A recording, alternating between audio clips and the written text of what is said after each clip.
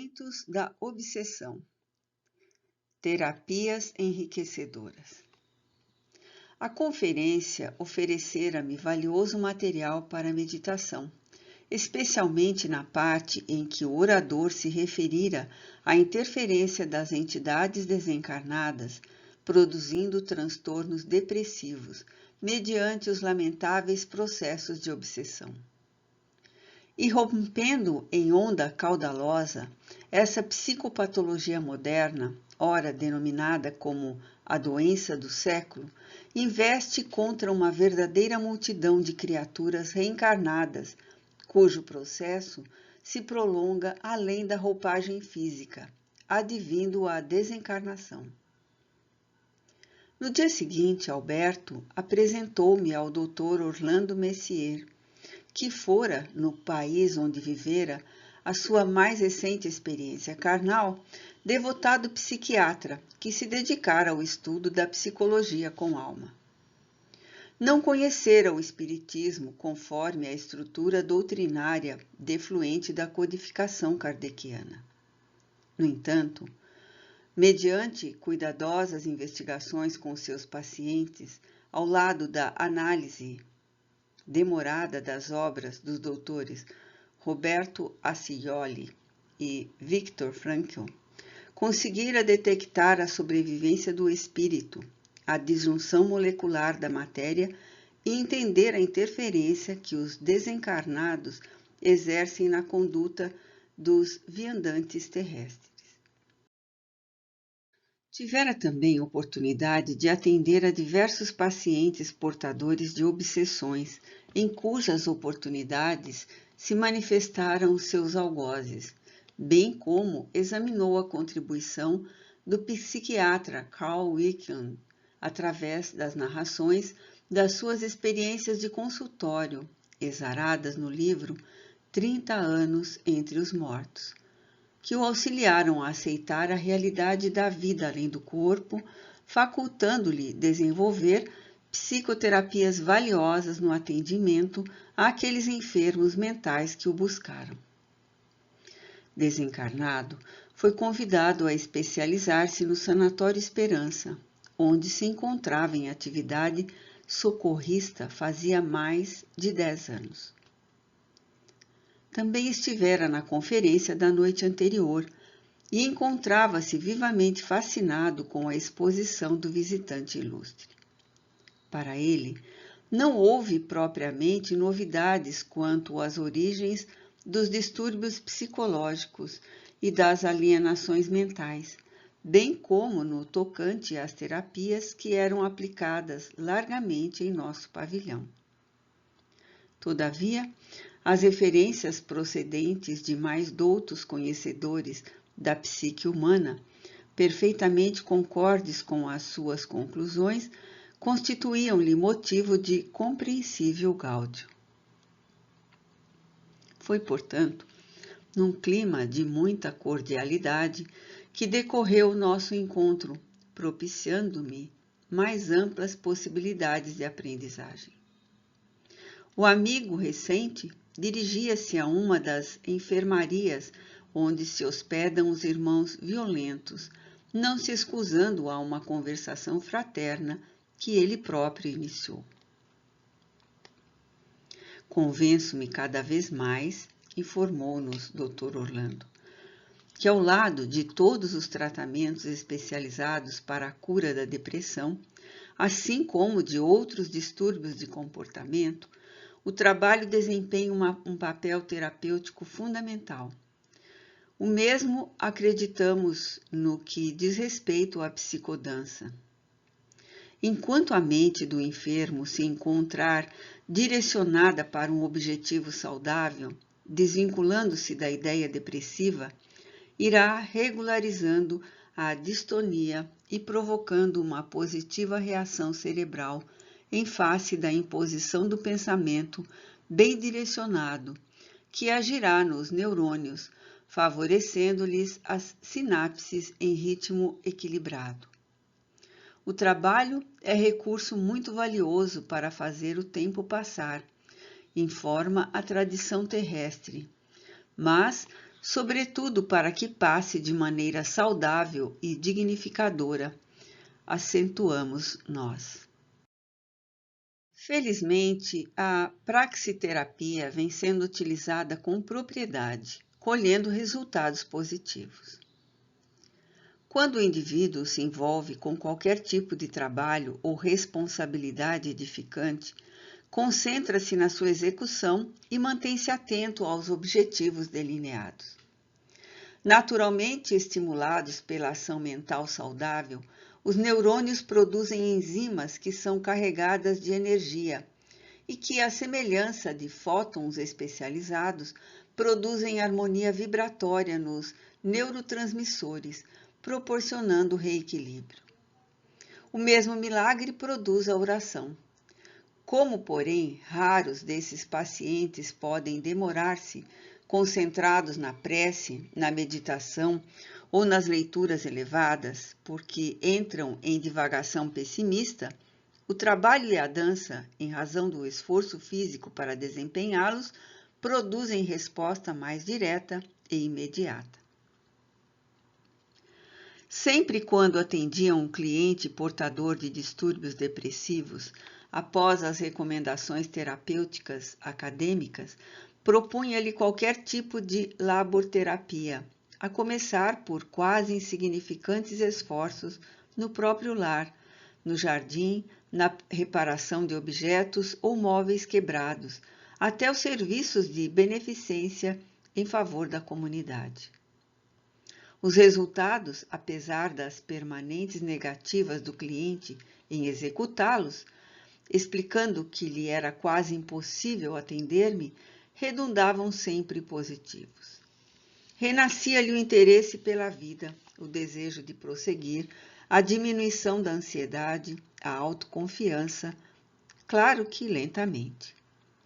O importante era demonstrar-lhe as imensas possibilidades que lhe estavam à disposição e que por momentos se encontravam adormecidas, aguardando somente o despertar da vontade e do esforço. Como passo seguinte, procurava identificar-lhe a confissão religiosa, a fim de estimulá-lo à crença em Deus, eliminando as propostas fanatizantes das diversas religiões, ensinando que o apoio divino nunca falta e quando a criatura se entrega ao Criador, ele corresponde-lhe com segurança e amor.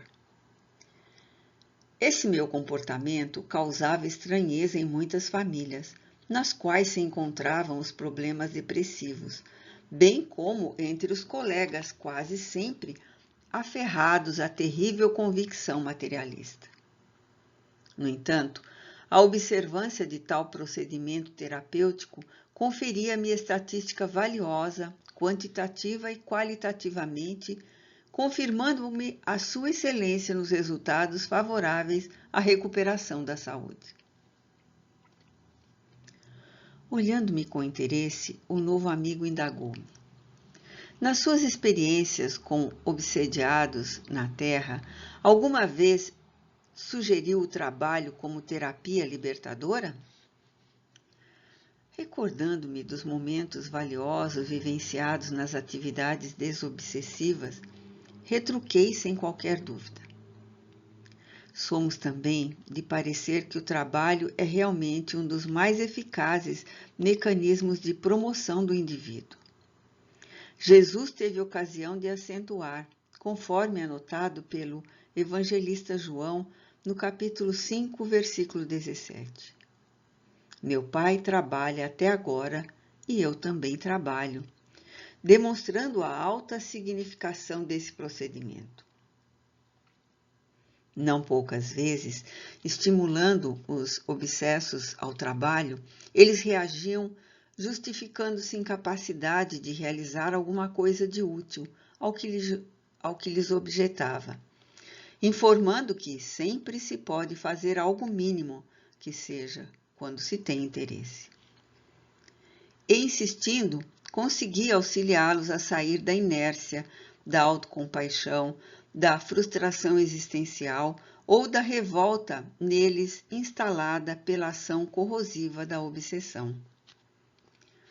Quando a mente se desvincula de atividades enriquecedoras, o drama da obsessão se torna mais grave, porque a inexistente ideia transmitida torna-se acolhida pelo enfermo, que passa ao diálogo desestruturador do comportamento. Quanto mais recua para o interior, vivenciando a conversação infeliz, mais poderosa se torna a indução do agente perseguidor.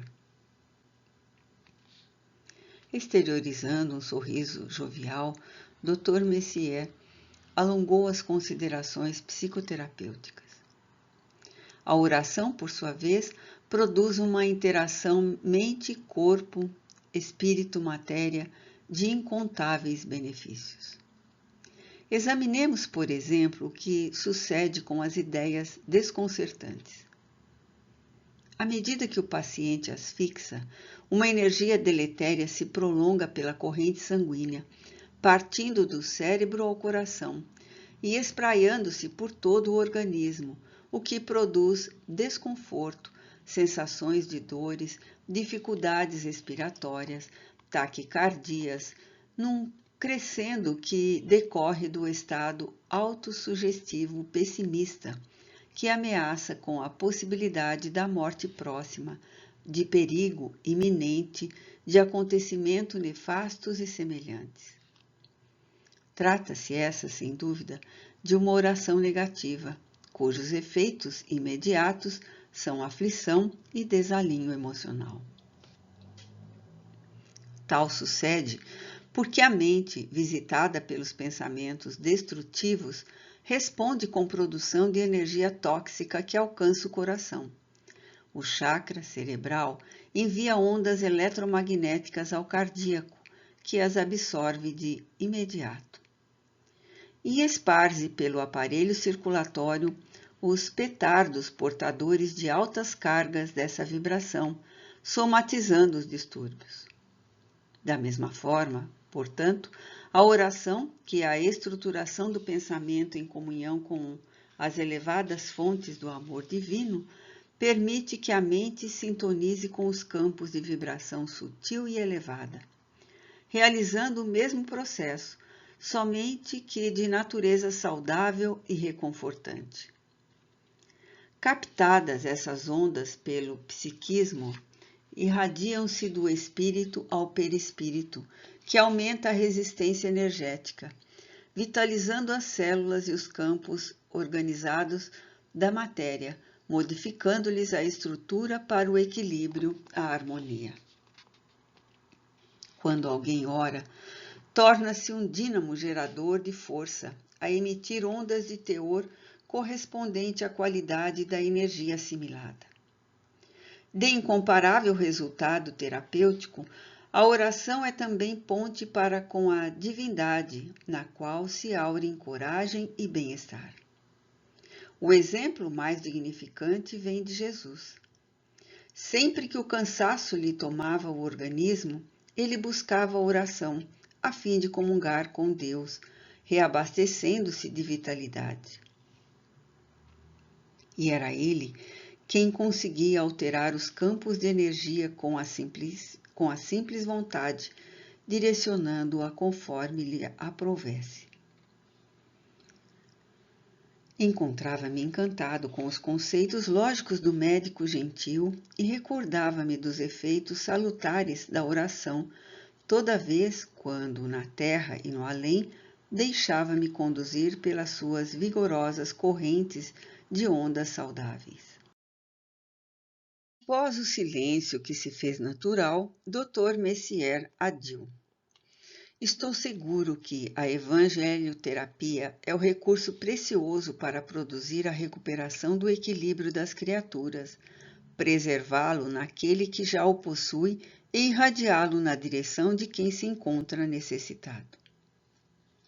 Partindo-se do princípio através do qual todos reconhecemos que o paciente mental necessita de compreensão, bondade e estímulo constante, nas lições do Evangelho de Jesus, mesmo tendo-se em vista algumas distorções que decorrem das traduções incorretas, infiéis ou das adulterações que experimentou durante os quase 2 milênios, assim mesmo ainda é um repositório de otimismo, de esperança e de conforto moral, difícil de ser encontrado em outra qualquer obra da humanidade. Não negamos a excelência de outros livros básicos de diversas religiões, ricos de misericórdia, de paz e de consolo espiritual. No entanto, o Evangelho, em face da sua linguagem simples e profunda, ética e atual, dá-nos a impressão de que foi elaborado para este momento tormentoso que se vive no planeta terrestre, atendendo a todas as necessidades do ser humano. A sua leitura, calma, com reflexões, objetivando entender as ocorrências existenciais, constitui incomum medicamento para o espírito, que se recupera da ansiedade e dos distúrbios que o afetam, repousando na alegria de viver. Ademais, sua proposta de saúde fundamenta-se no amor, em todo o bem que se pode fazer, no deslocamento do eu para o nós, do isolamento a que se arroja o enfermo para a solidariedade que aguarda sua parcela de cooperação. Com essas disposições interiores, altera-se para melhor a paisagem íntima, e espíritos nobres, interessados no bem-estar da humanidade, acercam-se da pessoa, envolvendo-a em ondas de amor, de autoconfiança, não poucas vezes apresentando-se nos estados oníricos, quando a reconfortam e a estimulam ao prosseguimento da jornada. Todo indivíduo é constituído de antenas psíquicas transceptoras que emitem e captam ondas equivalentes à sua capacidade vibratória. Portanto, a intensidade e qualidade de energia que exterioriza. Não é, pois, de estranhar-se que cada qual viva conforme pensa, tornando-se feliz ou desventurado em razão das ideias que agasalha na mente. Estávamos quase chegando à enfermaria, quando o psiquiatra nos convidou a entrar, caso não tivéssemos outra tarefa em pauta no momento. Alberto e eu nos olhamos, e por que não nos encontrássemos comprometidos com a atividade imediata, anuímos acompanhando-o. Utilizei-me desses breves minutos antes de penetrarmos no recinto para interrogá-lo. E que me diz sobre a aplicação dos fármacos e antidepressivos outros, quais o Prozac, tão utilizado atualmente nos diversos transtornos emocionais e em alguns outros mentais? Com a mesma gentileza considerou. O avanço da ciência, buscando estender e solucionar os graves problemas humanos, é considerável, constituindo-se numa demonstração do amor de Deus pelas suas criaturas, diariamente enviando à Terra os seus missionários em todas as áreas, a fim de alterar as ocorrências para melhor, estabelecendo parâmetros de equilíbrio e de paz, bem como de renovação e de saúde para todos. Os fármacos antidepressivos, em geral, têm por meta elevar os níveis da serotonina, bem como da noradrenalina, substâncias relacionadas com a depressão, conforme ouvimos na conferência da noite passada. Significa dizer que tem por meta aumentar a quantidade de neurotransmissores no cérebro, que lhe sofre carência. O que merece ainda estudos é a necessidade de compreender-se como as alterações que ocorrem em uma molécula tão simples podem produzir transtornos tão profundos no comportamento do ser? Sabemos, nós outros, os estudiosos da vida espiritual, que essa ocorrência tem sua gênese no processo reencarnatório, quando o espírito imprime nos genes as suas necessidades evolutivas, desencadeando os distúrbios correspondentes ao processo de crescimento moral no momento adequado da vida física.